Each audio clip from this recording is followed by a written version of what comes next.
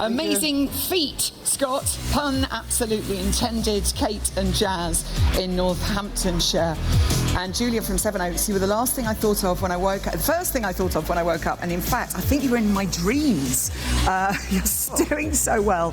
Just donated to get you to the £500,000 mark. We can do this, says Julia in Sevenoaks. We can do it, Scott. I say we. You can do it. We can do it. Come on. We all do this. If we all got our phones out now, we would get that money. If we can afford it, just get your phone out. I can't remember any of the details. I'm sure someone has them. We'll remind everybody in a moment. Don't you worry, Scott. But if everyone did that, if you can, get your phone out. Maybe on the way to work, send us a text. Thank you. This is BBC Radio 2 on the Sounds app, on your smart speaker and on 88 to 91 FM.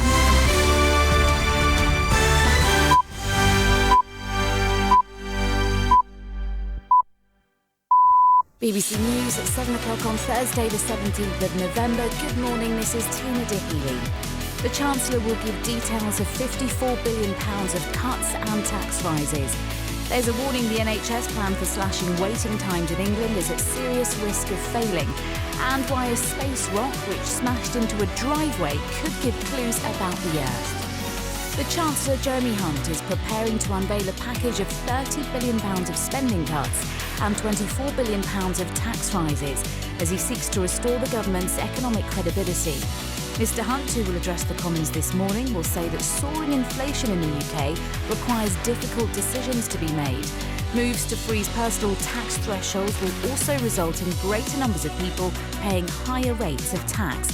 Our economics editor Faisal Islam has more details. The Chancellor, Jeremy Hunt, is set to announce a 10% rise in the state pension, benefits and tax credits in line with September's inflation figure, going beyond manifesto commitments. The energy price guarantee will also continue for all households, but in a less generous form. Average bills will be allowed to rise by £500 a year. Allowing the cap to rise will help fund targeted support for some 8 million low-income households. To pay for all this, it's expected that some of the most wealthy individuals and companies will see considerable tax rises. The energy industry will be hit with a significantly expanded windfall tax. Some Conservative backbenchers have expressed concern about plans to increase tax, with one former Cabinet Minister saying she won't support them unless the HS2 high-speed rail link is scrapped. Labour said the UK was being held back by 12 years of economic failure and there needed to be a proper plan for growth. The public finance watchdog has warned there's a serious risk that the NHS plan to cut long waits for treatment and cancer care in England won't be successful. The National Audit Office says there's a risk the measures will be undermined by strain on the workforce and pressures elsewhere in the NHS. Our health editor Hugh Pym reports. NHS England says waits of more than a year should be eliminated by early 2025, and the number of patients waiting more than 62 days to start cancer treatment after an urgent referral should be back to pre-pandemic levels by March next year. But the NAO says the number of operations and procedures carried out this year has so far lagged behind this schedule, and unfilled posts and low workforce morale could slow things further. The Department of Health said tackling backlogs was an absolute priority, and the NHS had cut long waits of more than 18 months. Ukraine says the bodies of 63 civilians showing signs of torture have been found in recaptured areas of the southern Kherson region. Aid is being delivered and key services restored to the regional capital and surrounding areas after 8 months of Russian occupation. President Biden has congratulated the Republican Party on winning control of the House of Representatives, the lower chamber of Congress. They're predicted to win just over 218 seats after last week's midterm elections, giving them a narrow edge over Mr. Biden's Democratic Party. Our North America correspondent Peter Bowe says the president will find his power is now constrained. It will certainly stymie Joe Biden's intentions, with the Republicans in a position to block any legislative moves that he makes. The Republicans will be in charge of the crucial committees in the House of Representatives. They can bring forward their own legislation and possibly any inquiries against Joe Biden that they choose to pursue. Scientists say a meteorite which crashed onto a driveway in the Gloucestershire town of Winchcombe last year contained water that's nearly identical to the water on Earth. The findings boost the idea that rocks from space brought key chemical components to our planet billions of years ago. Dr. Richard Greenwood from the Open University was the first scientist on the scene. I walked up the drive, I passed the mark which was on the drive when the meteorite impacted. They had these plastic bags where they collected the material in very clean conditions. They opened it up and looked inside. It was unexpected. I just couldn't believe what I was seeing in front of me. The idea that you could drive up and be presented with what is, by a country mile, the most important meteorite that's ever been recovered in the United Kingdom. I felt quite emotional, actually, to be honest. And the average time people spend listening to music globally has risen. The study by the International Federation of the Phonographic Industry suggests that this year music fans will spend 20.1 hours playing their favourite tracks, up from last year's figure of 18.4 hours. Today's weather. Rain will move northwards across the UK, bringing heavy showers in places. It will be drier in southern parts and Northern Ireland with just the odd shower. Windy, particularly along eastern coasts. You can expect top temperatures of 9 Celsius in Belfast, 10 in Edinburgh, 11 in Cardiff and London. That's the BBC News at exactly 7:05. Scott, you are amazing. Scott's TreadMills Challenge with Zoe Ball. Good morning, gang. Thank you so much, Tina. Get yourself over here, Tina Dahealy. I want to see you on one of these treadmills. I've accidentally just put mine into an incline, Richie. I'm climbing a mountain.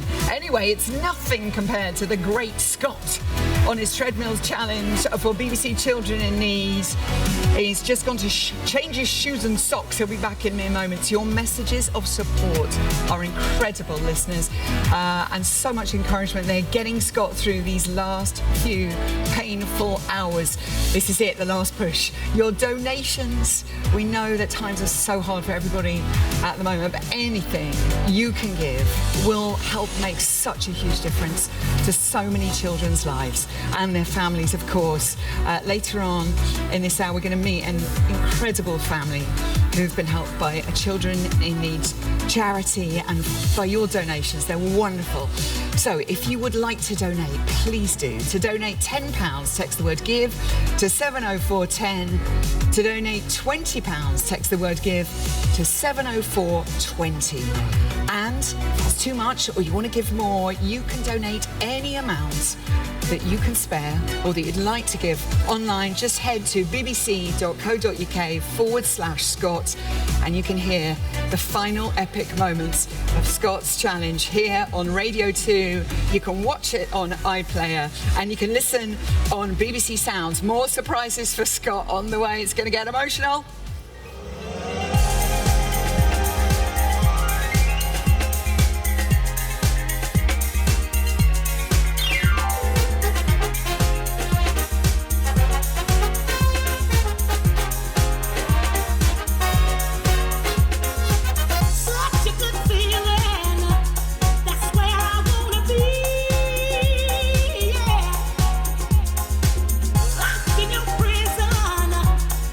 Total